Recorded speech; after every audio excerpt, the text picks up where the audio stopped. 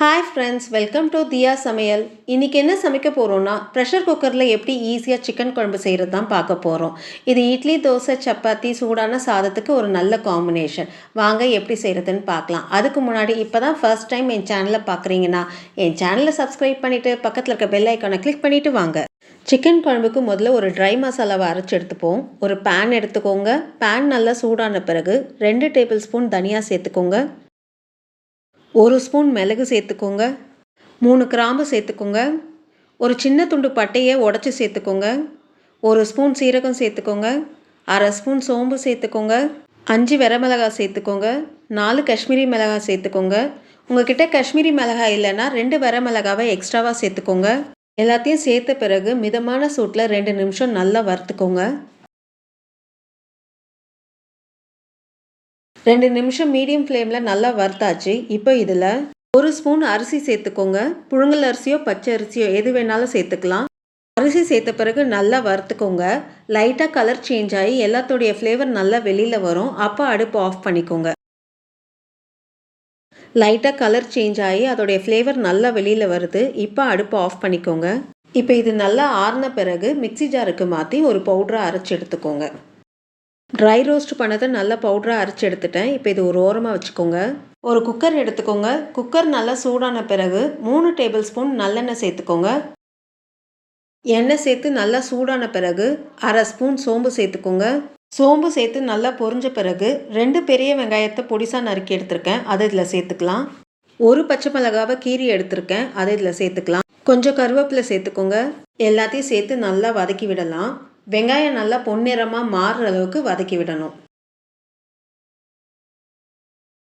வெங்காயத்தை நல்லா செவக்க வதக்கி விட்டாச்சு. இப்போ இதில் 1/2 ஸ்பூன் இஞ்சி பூண்டு பேஸ்ட்டை சேர்த்துக்கோங்க. இஞ்சி பூண்டு பேஸ்ட்டை சேர்த்து நல்லா கிளறி விடுங்க. அதோடைய பச்சை வாசனை போகிற அளவுக்கு நல்லா வதக்கி விடணும்.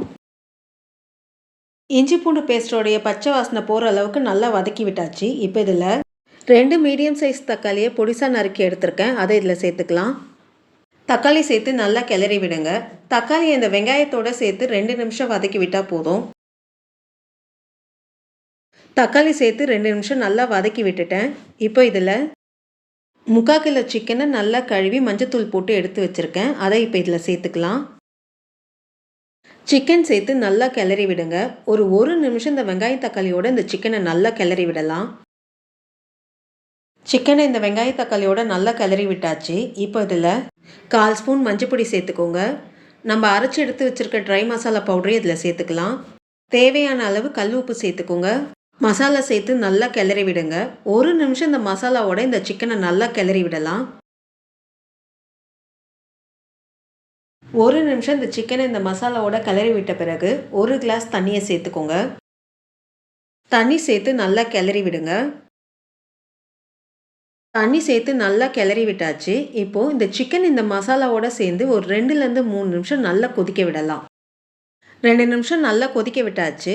இப்போது குக்கர் மூடி போட்டு 2 விசில் வைங்க. 2 விசில்லேயே நம்மளுக்கு சிக்கன் நல்லா வெந்துடும். 2 விசில் வந்து நல்ல ப்ரெஷரும் ரிலீஸ் ஆகிடுச்சு. இப்போ குக்கர் மூடியை திறந்து பார்ப்போம். எண்ணெய்லாம் நல்லா பிரிஞ்சு வந்திருக்கு. ஒரு கலரி விடுங்க. ஒரு கலரி விட்டுட்டு 1/2 ஸ்பூன் கரம் மசாலாவை சேர்த்துக்கோங்க. கரம் மசாலா சேர்த்து நல்லா கிளறி விடுங்க. கரம் மசாலா சேர்த்து நல்லா கிளறி விட்டாச்சு. இப்போ உப்போடைய டேஸ்ட்டை பார்த்துக்கலாம். உப்பு காரம் டேஸ்ட் எல்லாம் கரெக்டாக இருக்குது. கரம் மசாலா சேர்த்த பிறகு ஒரு 2 நிமிஷம் நல்லா கொதிக்க விடலாம். கரம் மசாலா சேர்த்து 2 நிமிஷம் குழம்பை நல்லா கொதிக்க விட்டாச்சு. இப்போ கடைசியாக கொஞ்சம் கொத்தமல்லி தூவி நல்லா கிளறி விட்டு அடுப்பு ஆஃப் பண்ணிவிடுங்க.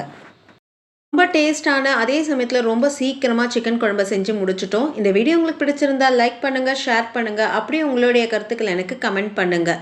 மறக்காமல் என் சேனலை சப்ஸ்கிரைப் பண்ணிவிடுங்க. நன்றி, வணக்கம்.